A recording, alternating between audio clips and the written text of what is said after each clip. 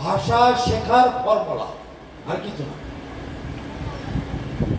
অঙ্কের যেমন ফর্মুলা, কেন অঙ্কটাকে শেখবার জন্য।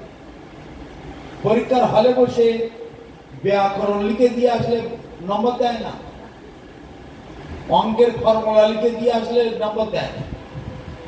অঙ্কের উত্তরটা ঠিকঠাক লেখবার জন্য ফর্মুলা, ভাষাটা ঠিক মতো লেখবার জন্য ব্যাকরণ, সেইটা সুবিধাটুকু পাওয়া। তা এই যে আমরা এত জড় শিক্ষা বললাম, শিক্ষা দুই প্রকার, একটা দিব্য শিক্ষা আর একটা জড় শিক্ষা, মানে মায়ার জগতের শিক্ষা। এই মায়ার জগতের শিক্ষাটা আমরা কেন গ্রহণ করি?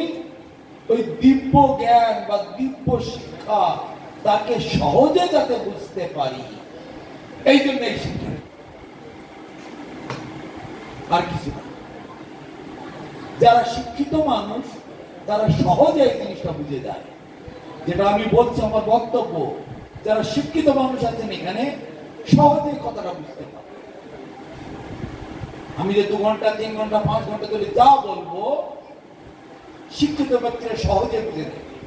কিন্তু যারা অশিক্ষিত, যারা বোকা, ব্রেনের শক্তি কম, তারা কিন্তু বুঝতে পারবে, তারা শুনতে হয় তাই শুনছে, আসল অর্থ কিছুই বুঝতে পারে। এই জড়বিদ্যা যত মায়ার বৈভব, হে ভগবান তোমার ভজনে বাধা, আর মোহ জনমীয় অনিত্য সংসারে জীবকে করায় গাধা। সেই গাধা হয়ে সংসারের বোঝা বহিন অনেক কাল, এখন বার্ধক্যে, এখন শক্তির অভাবে কিছু নাহি লাগে ভালো, সে বিদ্যা অবিদ্যা হলো। তাহলে এই জড় জ্ঞান জড় বিদ্যা শিখলে কি হয়? মায়ার বৈভব, মায়ার সঙ্গে জড়িয়ে পড়তে হয়। আর কি ভূতের মতো, গাধার মতো খেটে খেটে জীবন শেষ করতে। আমার দিব্য জ্ঞানটা শেখা হলো না, আসল জ্ঞানটা শেখা হলো। তাহলে এই জড় জ্ঞানেতে কি লাভ পাওয়া? লাভ শুধু ওইটুকু, দিব্য জ্ঞানটা যাতে সহজেই ধরতে পারে, সহজেই বুঝতে পারে, এই সুবিধা। কিন্তু দুর্ভাগ্যক্রমে আমরা এত জ্ঞানী গুণী হয়েও দিব্য জ্ঞান বা আসল জ্ঞানটাকে পাওয়ার চেষ্টা করলাম না। এই হচ্ছে আমার দুর্ভাগ্য। তাহলে এত জ্ঞান বিবেক থাকা সত্ত্বেও আসল জ্ঞানটাকে কেন নিল না? তাই এই জড়বিদ্যা শিক্ষা যে আমরা করছি, ওই দিব্য জ্ঞানটাকে জানবার, বোঝবার, গ্রহণ করবার সুবিধা পাওয়ার জন্য। তাই আমাদের সাধু সঙ্গটা প্রয়োজন। সাধু সঙ্গ, ভাগবত শ্রবণ, নাম সংকীর্তন, মধুরাবাস, শ্রীমূর্তি শ্রদ্ধায়, এই 5টা ভক্তি অঙ্গ। এগুলি সব এই জড় জ্ঞান হলে সহজে মাথায় তুলব। আর যারা অশিক্ষিত লোক তাদের মাথায় কি জড় জ্ঞান হবে, জড় বলে কিছু ব্যাখ্যা করে আরো বলতে দর্শক আরো আচ্ছা। কাউকে যদি বললে অশিক্ষিত লোক তোমার জড় জ্ঞান, তুমি দিব্য জ্ঞান জানো? জ্বর কি দিয়ে, জ্বর কি দিব্য কি কিছুই সে বোঝে না। অতএব শিক্ষিত মানুষেরা সহজে বুঝতে পারে জড় বস্তু, চেতন বস্তু। অশিক্ষিত লোকেরা জড় বস্তু, চেতন বস্তু কিছুই বোঝে। তাহলে শিক্ষিত বস্তু সহজে বুঝে নেয় জড় বস্তু আর চেতন বস্তু। তার চেতন বস্তু হচ্ছে আমার আত্মা, তার যেটা নিজস্ব দায়িত্ব কর্তব্য সেইটা সে যেতে চায়, তার নিজস্ব ডেস্টিনেশন বা গন্তব্যস্থল সেইখানে সে যেতে চায়। কিন্তু তার উপর একটা আবরণ আছে। কি আছে? মন, বুদ্ধি, অহংকার। এই আবরণ তাকে ধরে রেখেছে। আর তার উপরে আরেকটা আবরণ আছে, কি? ইন্দ্রিয়, চক্ষু, কর্ণ, নাসিকা, জিহ্বা, ত্বক। এই ইন্দ্রিয়গুলো চেপে রেখেছে ধরে। তার ভিতরে আরো সূক্ষ্ম তিনটি ইন্দ্রিয় আছে, মন বুদ্ধি অহংকার, আর তার ভিতরে আছে আমার আত্মা। আপনারা বাদাম তো দেখেছেন, বাদামের উপরে কাঠের মতো একটা খোসা আছে, সেই খোসাটা ভেঙে দিলে লাল পেঁয়াজের খোসার মধ্যে একটি খোসা বেরোয়, তাই না? সেই খোসাটাকে ডোলে ছাড়িয়ে দিলে তারপরে ওই সাদা দানাটা বেরিয়ে আসে। ওই সাদা দানাটা ইচ্ছা মতো কোথাও যেতে পারে। বড় খোসাটা ফেলে দেওয়ার পরে যে লাল দানাটা বেরোয়, লাল খোসা যুক্ত দানা, সেই খোসাগুলোকে, দানাযুক্ত খোসাটাকে প্যাক করে যেখানে পাঠাবেন, ইংল্যান্ড, রাশিয়া, অস্ট্রেলিয়া, আমেরিকা, সে ভিতরে দানাটাও সেখানে চলে। অতএব ওই যে সূক্ষ্ম আবরণটা, তাকে বলা হয় সূক্ষ্ম দেহ। আমাদের তিনটে করে দেহ প্রত্যেকে। একটা জড় দেহ মানে ভূমি, অতেজ, মরুদ্গম। আরেকটি হলো সূক্ষ্ম দেহ মানে মন বুদ্ধি অহংকার। আরেকটি হলো দিব্য দেহ, সচ্চিত আনন্দময়। তার মানে আমি, মানে আমার আত্মা, তিনি হচ্ছেন সচ্চিত আনন্দময়ের অংশ। আর তার উপরে সূক্ষ্ম দেহ যেটা বললাম পেঁয়াজের খোসার মতো, ওটা হচ্ছে মন বুদ্ধি অহংকার। এই মন বুদ্ধি অহংকার একে আমি যেমন ভাবে তৈরি করব, আমার আত্মা সেই দিকে ধাবিত হবে। যেমন একটু আগে বললাম, ওই লাল খোসাযুক্ত দানাটাকে প্যাক করে, বস্তাবন্দি করে, প্যাকেট করে যে দেশে পাঠাবেন সেই দেশে চলে যাবে, তাই না? তাহলে আমাদের এই যে তিনটি দেহ, প্রথম দেহটা আমরা দেখতে পাচ্ছি, সেটা হলো পঞ্চভৌতিক দেহ। ভূমি, অপ, তেজ, মরুদ্গম। ভূমি মানে মাটি, অপ মানে জল, তেজ মানে তাপ, মরুদ মানে বাতাস, আর বম মানে ইথার, শূন্য। এই পাঁচটি জড় বস্তু দিয়ে দেহটা তৈরি। আর এর ভিতরে সূক্ষ্ম দেহ, আর তার ভিতরে দিব্য দেহ, তিনি হচ্ছেন আমি। কিন্তু আমরা কষ্ট পাই কেন? বারবার এখানে জন্মাচ্ছি কেন? এই যে 84 লক্ষ প্রকারের জন্ম এখনই বললাম, কবু স্বর্গে, কবু মর্তে, নরকে বা কবু একটু এখনই বললাম। কেন পাচ্ছি? ওই মন বুদ্ধি অহংকারকে যেমন ভাবে আমরা তৈরি করছি, সেই মতো ভাবে ধাবিত। আমার মন যদি বিষয়ের মধ্যে ডুবে থাকে, আমার মন যদি জড় সংসার নিয়ে আঁকড়ে পড়ে থাকে, মৃত্যুর পরে আবার সে সংসার পাবে, মৃত্যুর পরে আবার এরকম সংসার তাকে আসতে হবে। মৃত্যুর পরে ঠিক অনুরূপ একটি দেহ পাবে, যেমন মৃত্যুর পূর্বে যেমন অবস্থা ছিল। আমি যদি কুকুরের মতো আচরণ করি, আমাকে কুকুর হয়ে জন্মাতে হবে। আমি যদি শুয়োরের মতো আচরণ করি, শুয়োর হয়ে জন্মাতে হবে। আমি যদি বৃক্ষের মতো আচরণ করি, বৃক্ষ হয়ে জন্মাতে হবে। আমি যদি কীট পতঙ্গের মতো আচরণ করি, আমাকে কীট পতঙ্গ হয়ে জন্মাতে হবে। কর্ম অনুসারে যারা শিক্ষিত মানুষ আছেন তারা তো যা শুনেছেন নিউটনের তৃতীয় সূত্রের কথা, প্রত্যেক ক্রিয়ার সমান এবং বিপরীত প্রতিক্রিয়া। To every action there is an equal and opposite reaction. প্রত্যেক ক্রিয়ার সমান এবং বিপরীত প্রতিক্রিয়া রয়েছে।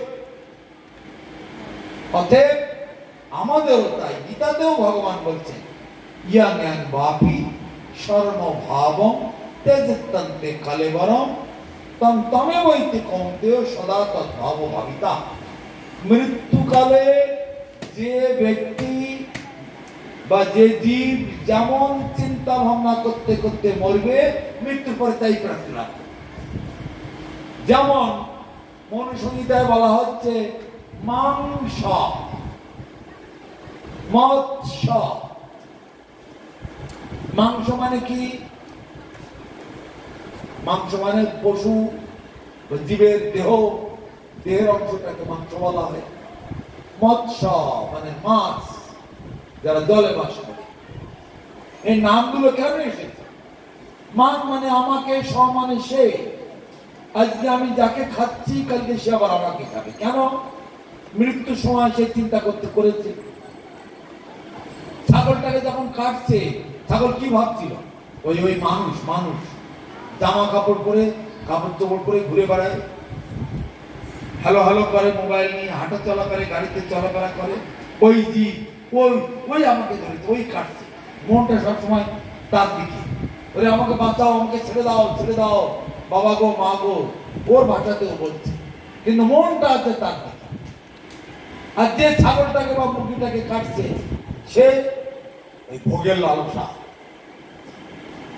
এই আমি 2 কিলো নিয়ে যাবো, এইভাবে সেইভাবে রান্না করতে বলবো বউকে, এইভাবে সেইভাবে পাক করে রান্না করে করো, বিরিয়ানি করো, কি অমুক করো তমুক করো, ভোগ করো।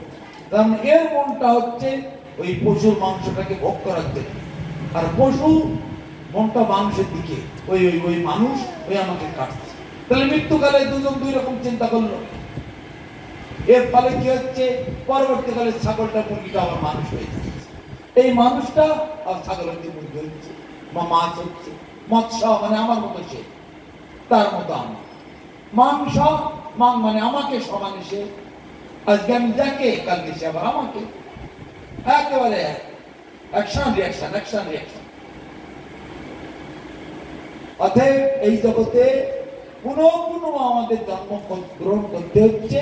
ওই যে সূক্ষ্ম দেহটা বললাম, মন বুদ্ধি অহংকার, তাকে যেমন ভাবে আমরা তৈরি করব সেইভাবে আমাদের গতি হবে। তাহলে এখন একটু কিছু বুঝতে পারলেন কিনা? প্রশ্নকর্তা এদিকে এগিয়ে আসুন। ব্যাখ্যাটা কিছু বুঝতে পেরেছেন কিনা? যদি কোনো পয়েন্টে বুঝতে বাকি থাকে বলুন, আবার করে বলুন কোনটা বুঝতে বাকি হচ্ছে। দর্শকদের সকাল থেকেই বলছে, কারো কোনো প্রশ্ন, যার যার জিজ্ঞাসা আছে। প্রদীপটা জ্বলছে আর তোমার হৃদয়ে ভক্তির প্রদীপটা নিভে আছে। তোমার প্রদীপটা যদি ভক্তের হৃদয়ের প্রদীপের সঙ্গে লাগিয়ে নাও, তাহলে জ্বলে উঠবে। তাই বলছে ভক্তিস্তু ভগবত ভক্তের সঙ্গে না পড়ে যায়। ভক্তিটা বৃদ্ধি হবে ভগবত ভক্তের সঙ্গ করতে হবে। যেমন মদ খাওয়া শেখা যাবে কি করে? তাহলে মাতালের সঙ্গে ঘোরাঘুরি করতে হবে নাকি? তাহলে তো মদ খাওয়া শেখা যাবে, তাই না? যদি বলো চুরি করা শিখবো কি করে, তা চোরদের সঙ্গে ঘোরাঘুরি করতে হবে। ডাক্তারি শিখবো কি করে, ডাক্তারের সঙ্গে থাকতে হবে। ড্রাইভারি শিখবো কি করে, ড্রাইভারের সঙ্গে ঘোরাঘুরি করতে হবে। ড্রাইভার যা বলবে শুনতে হবে, তাই ড্রাইভারি শিখতে পারবে। চাষ করা শিখবো কি করে, চাষের সঙ্গে থাকতে হবে, ঘোরাঘুরি করতে হবে, চাষ করা শিখে ফেলবো। তেমনি ভক্তি লাভ করতে গেলে ভক্তের সঙ্গ করতে হবে। ভক্তই বলে দেবে আজকে একটা উপবাসের দিন, সবাই কি উপবাসে আছে? আদৌ নেই। আজকে উপবাস করলে ভগবান নরসিংহদেব তিনি কৃপা করবেন। এই মায়ার সংসার, ত্রিতাপ জ্বালা, একটু আগে বললাম সংশোধনাগার মানে জেলখানা। আপনারা সব জেলখানার কয়েদি। এই জেলখানার এই চিরবন্ধন এটাকে ছাড়িয়ে দেবে নরসিংহদেব। ভক্তিপথের বাধা সরিয়ে দেবে। তাই বছরে 4টে পূর্ণ উপবাস আছে। আজকে হলো নৃসিংহ চতুর্দশী,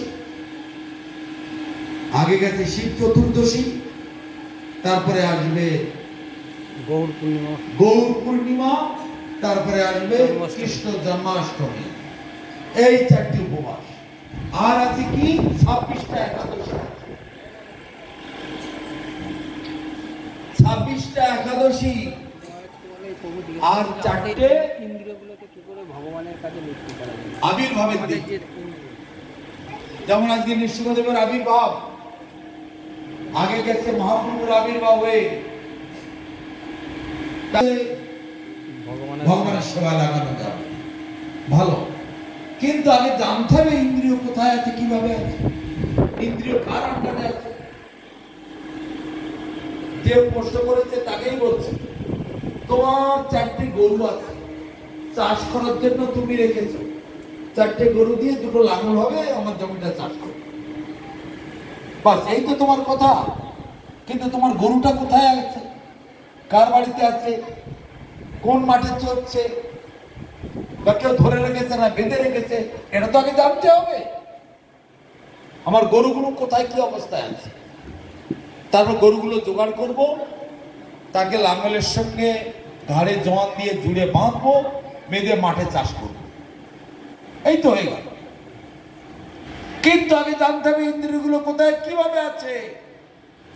গীতাতে সে কথা বলে দিচ্ছে, ইন্দ্রিয়ানি পরন্নাহুর ইন্দ্রিয় পরং মন, ইন্দ্রিয়ানি পরন্নাহুর ইন্দ্রিয় পরং মন, মনসস্তু পরা বুদ্ধি, বুদ্ধের যপরসস্তু সহ।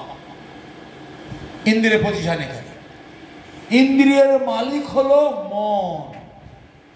ওই যে একটু আগে বললাম না, মন বুদ্ধি অহংকার, এটাকে বলা হয় সূক্ষ্ম দেহ। তাহলে সূক্ষ্ম দেহের আন্ডারে মন কাজ করছে কেন, কিভাবে? আমার চোখ আর মন সবসময় টেলিভিশনের দিকে থাকে। এখন টেলিভিশন পকেটে হয়েছে, মোবাইল ফোন, তার মধ্যে আমাদের চোখ আমাদের মন ওখানে ঢুকে আছে। কিন্তু আমার বুদ্ধি বলে দিচ্ছে সারা জীবন তো মোবাইল দেখছো, টিভি দেখছো। এখন নবদ্বীপ থেকে গুরু মহারাজ এসেছেন, তার কাছে 2টো কথা শুনি, এটা বুদ্ধি বলে দিচ্ছে। বুদ্ধি আবার মনকে ইনস্ট্রাকশন দিচ্ছে, তুমি ইন্দ্রিয়গুলোকে সংযম করো, এখানে এনে বসিয়ে রাখো, কানটা দিয়ে শোনো, চোখটা দিয়ে দেখো, দেখে কি শিক্ষা তিনি দিচ্ছেন সেটা গ্রহণ করো। এটা কে বলছে? বুদ্ধি বলে দিচ্ছে। তাহলে বুদ্ধির আন্ডারে মন, মন কাজ করছে, মনের আন্ডারে এই বাকি ইন্দ্রিয়গুলো কাজ করছে। আবার বুদ্ধি কিভাবে আছে? আত্মার আন্ডারে। আত্মা আছে তাই বুদ্ধি আছে, বুদ্ধি আছে তার আন্ডারে মন কাজ করছে, মনের আন্ডারে ইন্দ্রিয় কাজ করছে। তাহলে ইন্দ্রিয় দিয়ে ভগবানের সেবা করব? ইন্দ্রিয় তো চঞ্চল, সব সময় এটা খেতে চায়, ওটা খেতে চায়, এটা দেখতে চায়, ওটা দেখতে চায়, ভালো ভালো গান শুনতে চায়, ভালো ভালো জিনিস ভোগ করতে চায়, এয়ার কন্ডিশন, এত গরম এয়ার কন্ডিশন লাগাও, ঠান্ডা হাওয়া খাই, এই তো সব সময় ভোগের লালমত্ত। কিন্তু ভোগ করে রেজাল্টটা কোথায় যাচ্ছে? মনের কাছে। ইন্দ্রিয় কখনো ভোগ করে না, ইন্দ্রিয় সংগ্রহ করে, ভোগ করে মন। কড়াইতে হাঁড়িতে রান্না হয়, হাঁড়ি কড়াই কোনো স্বাদ পায় না, স্বাদ পায় মানুষেরা, তাই না? জাল দিয়ে মাছ ধরা হয়, জালে কখনো সুখ পায় না, সুখ পায়, ভোগ পায়, খেতে পারে মানুষ। জালটা দিয়ে মাছটাকে ধরা হয়, ধরে তারপরে মানুষেরা খায়। তেমনি মনের আন্ডারে যে ইন্দ্রিয়গুলো কাজ করছে, চক্ষু, কর্ণ, নাসিকা, জিহ্বা, ত্বক, এরা ওই জালের মতো, এরা ওই হাঁড়ি কড়ার মতো। এইগুলো রান্না হচ্ছে, হয়ে খাচ্ছি আমরা, ওই হাঁড়ি কড়াই কোনো স্বাদ পায় না। সেই রকম ইন্দ্রিয়গুলো মনের আন্ডারে কাজ করছে। অর্থাৎ মনটাকে আমাকে আগে সাইজ করতে হবে। আমাদের যারা সারা পৃথিবীব্যাপী যে হরিনাম মহামন্ত্র তথা এই বৈষ্ণব ধর্ম সারা পৃথিবীব্যাপী প্রচার চলছে, তার মূল কাণ্ডারি হলেন ভক্তি সিদ্ধান্ত সরস্বতী গোস্বামী প্রভুপাদ। তিনি কি বলতেন? আরে চঞ্চল মন, তাকে কি করে বশ করা যাবে? ভগবান গীতাতে বলছেন, অর্জুন জিজ্ঞাসা করেছিলেন মন বড় চঞ্চল, একে কি করে বশ করব? তখন কৃষ্ণ উত্তর দিয়েছিলেন কথা, যে অভ্যাসে নত কৌন্তেয় বৈরাগ্যেন চ গৃহ্যতে। অভ্যাস করো। কিভাবে অভ্যাস করবে? সাধু সঙ্গের মাধ্যমে। সাধুরা যেটা বলবে, গুরুদেব যেটা বলবেন, সজ্জন গুরু মহারাজের উপদেশ মতো সেইভাবে চলো। তিনি যেটা বলবেন সেই মতো ভাবে চলো, তাহলে আর কোনো বাধা নেই। করে তুমি অভ্যাস করতে থাকো। অভ্যাস করতে করতে অভ্যাস করতে করতে হয়ে যায়। আমরা তো ডেলি অভ্যাস করছি। ভক্ত বলছে গুরুদেবকে, আমরা তো ডেলি অভ্যাস করছি, কিন্তু তবু মন একবার সংসারের দিকে, একবার বাজারের দিকে, একবার রান্নাঘরের দিকে, একবার এদিকে সেদিকে ওদিকে, সব দিকে ঘুরে বেড়াতে চায়, ভোগ করতে চায়। একে কি করব? মন বড় চঞ্চল। তখন প্রভুপাদ বলতেন, সকালে উঠে মায়েরা ঘর ঝাড়ু দেয় না, ওই নারকেলের ঝাড়ু দিয়ে ওই ঝাড়ু একটা নেবে, নিয়ে নিজের মনের মুখে 100খানা ঝাড়ু মারবে। কোথায় মারবে? নিজের মনের মুখে ঝাড়ু মারবে। মেরে তারপরে মনকে শায়েস্তা করে রাখবে।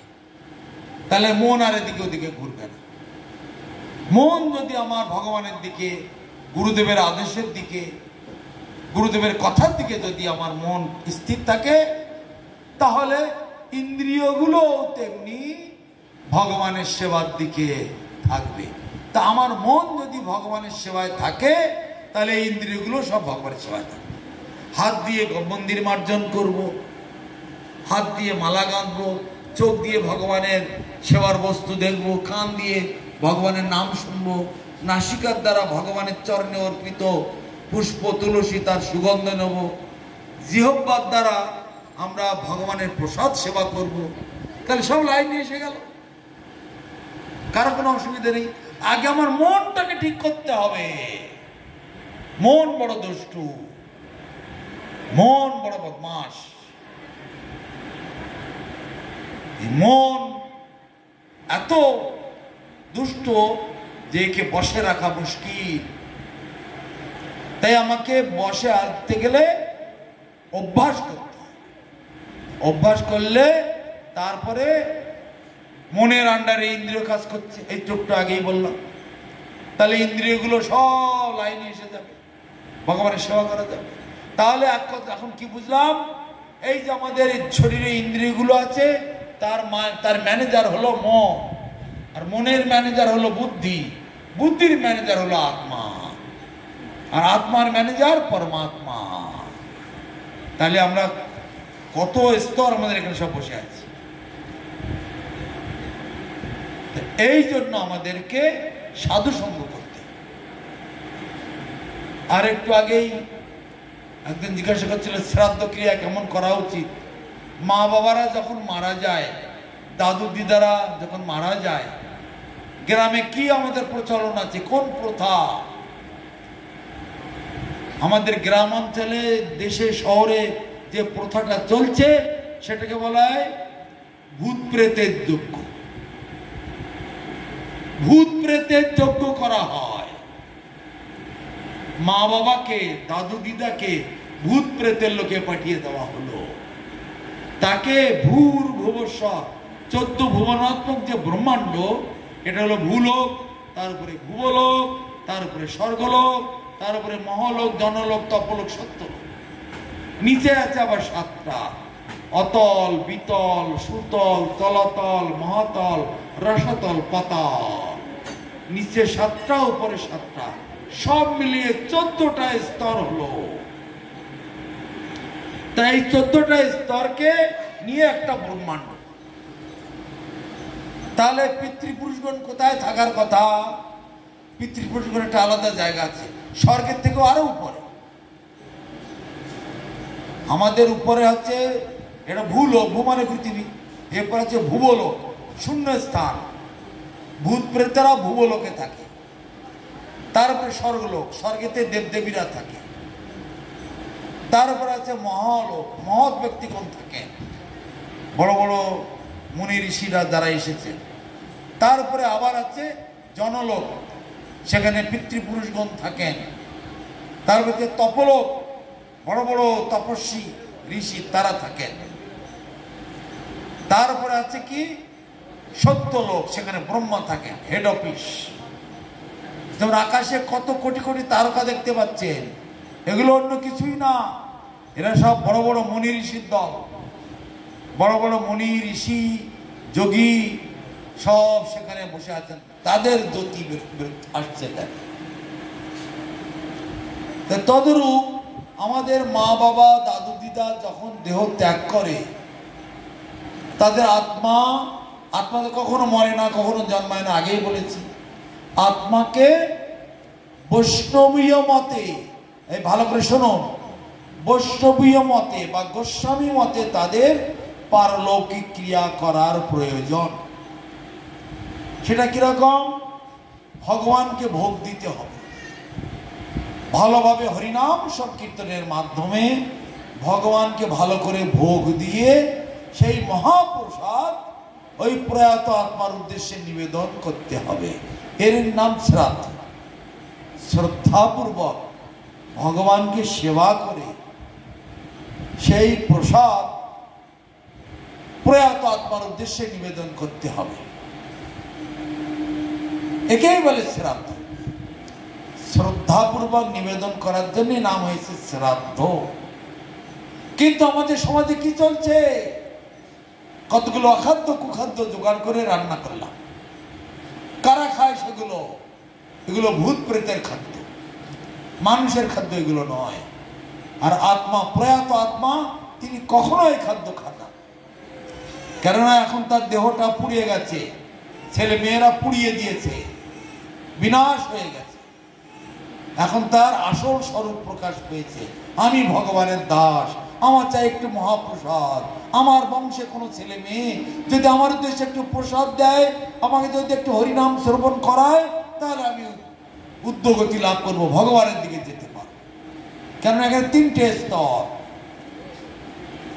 সাত্ত্বিক, রাজসিক আর তামসিক। সাত্ত্বিকরা কোথায় যায়? উদ্যোগচ্ছন্তি সত্যস্থ, মধ্যে তিষ্ঠন্তি রাজসা, আর জঘন্য গুণবৃত্তিস্থ অধতিষ্ঠন্তি তামসা। তাহলে যারা সাত্ত্বিক পথ অবলম্বন করবে তারা রকেটের গতিতে ভগবানের কাছে চলে যাবে। আর যারা রজগুণী ভাব নিয়ে থাকবে, পুনঃ পুনঃ ওই নাগরদোলার মতো এখানে ঘুরবে বারবার, আর এখানেই পড়ে থাকবে। আর যারা তমগুণকে আশ্রয় করবে তারা অধোগতি প্রাপ্ত। তাহলে মা বাবাকে আমরা ওই ভূত প্রেতের খাদ্য সেইটাই দান করলাম, আমার দাদু দিদাকে সেইটাই দিলাম। শেষকালে তারা কি লাভ করলো? প্রেতাত্মা হয়ে ঘুরে বেড়াতে লাগলো, কখনো এর মধ্যে, কখনো তার মধ্যে, কখনো মানুষের মধ্যে প্রবেশ করে লোকে বলে তখন ভূতে ধরেছে। তার মানে প্রয়াত আত্মা বা অধপতিত আত্মা, ছেলেপুলেরা সঠিকভাবে সেই শ্রাদ্ধ ক্রিয়া করলো না। সাধু মুনি ঋষিদের যে জ্ঞান, ভাগবতে, উপনিষদে, বেদেতে যে জ্ঞান রয়েছে, বেদ 4 প্রকার, ঋক, সাম, যজু, অথর্ব, সেই বৈদিক জ্ঞান দ্বারা, বৈদিক মন্ত্র দ্বারা সেই শ্রাদ্ধ হলো না এবং ভগবানকে মহাপ্রসাদ দেওয়া হলো না। সেই অপরাধে ভগবানকে ভোগ দিল না। ভোগ দিলে তো মহাপ্রসাদ হবে, সেই মহাপ্রসাদ প্রয়াত আত্মাকে দেওয়া হলো না। বাধ্য এসে প্রেতাত্মা হয়ে থাকলো।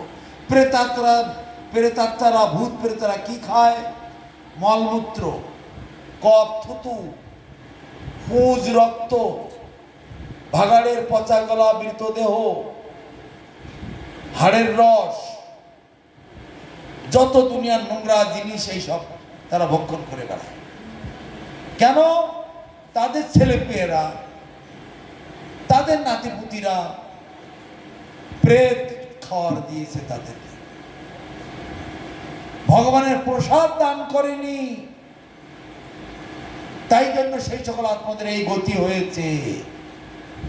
এত ভূত প্রেত কেন? এই ছেলে পুলেদের জন্য। আপনারা যারা আপনার আপনাদের মা বাবাকে প্রেত লোকে পাঠাচ্ছেন, ঠিক আপনাদের ছেলেপুলেরাও আবার আপনাদেরকেও সেই প্রেত লোকে পাঠাবে। পাপ কখনো বাপকেও ছেড়ে দেবে না। আপনি যদি আপনার মা বাবাকে বৈষ্ণবীয় মতে, শাস্ত্রীয় মতে শ্রাদ্ধ করে ভগবানের লোকে পাঠাতে পারতেন, তাহলে আপনার ছেলেপুলেরাও আপনাদেরকে সেই ভগবানের লোকে পাঠিয়ে দিত। কিন্তু আপনারা তো জানেন না, সাধু সঙ্গ করেন না, কিছুই বোঝেন না। ওই বামনের কাছে গেল, বামনে যা বললো তাই মাথায় তুলে নিল, এই হয়ে গেল। তাহলে আমার মঙ্গলটা কি করে হলো? আমার পিতৃপুরুষগণের মঙ্গল কি করে হলো? যৌন দদ্দদ্ধরের ভুক্তাং পিতৃণাং শ্রাদ্ধ কর্মণি অষ্টন্তি পিতরস্তস্য বিমূত্রাং শততাং দ্বিজঃ। হে দ্বিজগণ, হে ব্রাহ্মণের দল, তোমরা যে পিতৃপুরুষের শ্রাদ্ধ করছো, তাতে কি গতি হচ্ছে তাদের? তারা ভূত প্রেতের লোকে গমন করছে, তারা প্রেতাত্মা লাভ করছে। এই ধোঁয়াটা সরাও তো এখান থেকে, মুখের উপরে এত ধোঁয়া